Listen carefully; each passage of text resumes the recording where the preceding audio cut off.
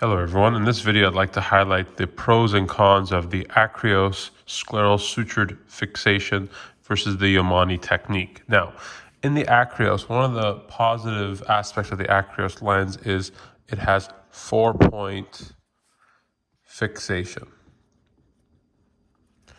And 4-point fixation is technically better in terms of stability than 2-point fixation. So one of the down points of the Yamane technique is this 2-point fixation. Okay.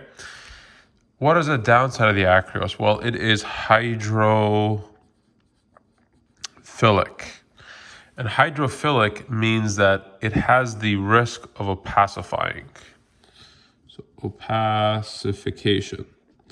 If it comes into contact with gas, and so if this patient that has the Akreos lens, if they for whatever reason need to have retinal surgery or corneal surgery, where in these surgeries involve the use of gas, then the lens will opacify. An opacified lens for the most part needs to come out, and so the patient would have to go through another operation. So one of the upsides of the Yamane technique, using the classic Zeiss CT Lucia lens with the PVDF haptics, is this specific lens is hydrophobic.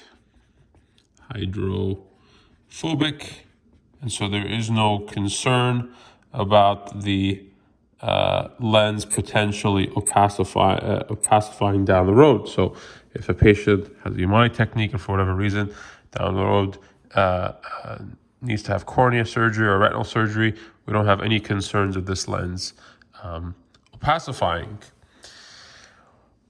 In terms of the Akreos, what's another negative point about the Akreos lens is that it does not provide toric correction. No toric correction. So what does that mean? Well, what if the patient has 3 diopters of corneal astigmatism and was hoping during their primary cataract surgery to have a toric lens? Well, if there's a violation of the bag and you can't put the lens in the bag and you need to switch to, and let's assume again, often when you need an Akreos, it means that there's no sulcus support. If the surgeon doing the sutured IOL only does Akreos or has a preference for Akreos, this patient will not be able to get toric correction. So that's one of the downsides of the Akreos. But interestingly, that also applies for the Yamane technique. So there is no, that's a downside for both. There is no toric correction.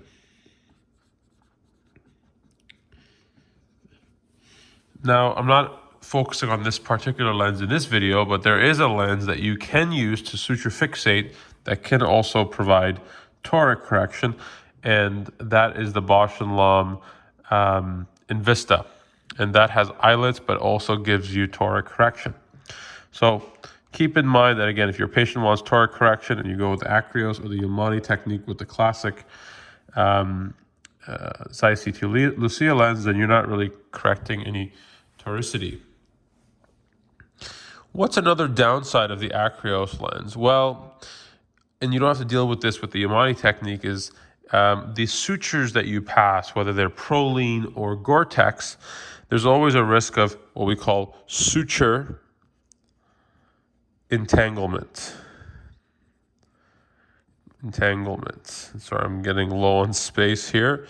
So suture entanglement, if that happens, and the whole lens may flip or rotate, and that can prolong the surgery. It can also be dangerous because it can make contact with the ciliary body. It can cause a bleed. And it's almost like working with spaghetti during the surgery. And so that's, the one issue unique to the Akreos. You don't have to worry about suture entanglement with the Yamane technique. Now, we're talking a lot about negatives. What about some more positives? Well, the Yamane, one of the positives of the Yamane technique is in an experienced surgeon, I think most experienced surgeons will likely be able to do the Yamane technique quicker than the Akreos.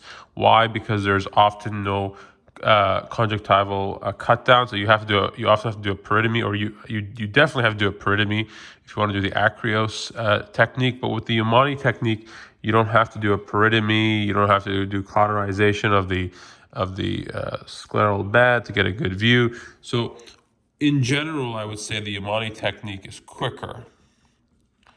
Okay, so that's another potential upside. Now, what's another negative of the Yamane technique is tilt. Okay, now tilt. Now this is a big problem because you're using 2-point fixation. The sclerotomies that you create have to be, very symmetrical, but even the most experienced surgeons can come across with tilt.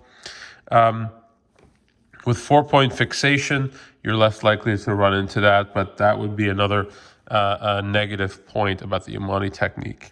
Another negative point of the Yamane technique is the optimal results of the Yamane technique are with PVDF haptics and against ideally the Zeiss C2 Lucia lens. Well, believe it or not, that lens is generally hard to get in most countries. And so there is one of the downsides of the Yamane technique or limitations that the surgeon may not have this appropriate lens. And if they don't have it, they may resort to using a different lens like like PMMA haptics, which may kink or break during the procedure. And so again, one of the drawbacks of the Yamane technique is, I'm going to mention here, availability of PVDF haptics. Availability of PVDF haptics. What's another potential negative? Now, this next negative applies to both. Is erosion. So, if you're going to use the Akreos and you put in Proline suture or you put gore-tex suture, typically, of course, with a knot you bury the knot, but that suture, whether gore-tex or Proline, may erode or be exposed down the road. Not common, but it can happen. And if that were to happen, that could be a tract for something like endophthalmitis. So we're going to write here suture erosion. But this is not unique just to the Akreos lens. This can happen with the Yamane technique as well. But in this particular case, I'm going to write it here. So I'm going to just break up these points that we've already talked about. I'm going to use this space because I'm running out. Is you can have flange exposure. That can happen. Both these suture erosion or the flange exposure, that can happen both in the short term and in the long term. And there's been cases of flange exposures down the road causing endophthalmitis. So that's another potential downside of these techniques. I suspect that the incidence of this is probably maybe a little bit higher than this, because you're often creating these terminal bulbs, and they're pointed often, and they can puncture through the conjunctiva. But in a proper technique, you should not have to run into this issue. So overall, I would say that these are some points to highlight, at least for these two procedures. The Akreos lens, it's a very still commonly used lens, but just remember, it gives you 4-point fixation, but you also have to, think about the risk of opacification. There is no toric correction. You can have suture entanglement, suture erosion. For the Yamane technique, the benefit is if you're using the Zeiss C2 Lucia, it's hydrophobic, so you don't have to worry about opacification. Overall, with experience, it is a quicker procedure, and I'm going to highlight that is important. Why? Because if you're putting in an Akreos or you're doing Yamane, often the patient's already had their initial surgery, and we know that every surgery that the patient has, there's definitely a drop in endothelial cell count. So the quicker the procedure, the better. So if you can do the procedure quicker, that's also better for the patient long term. Again, downsides of the Yamane technique is 2-point fixation, flange exposure, no toric correction, tilt, and then again, availability of the PVDF haptics.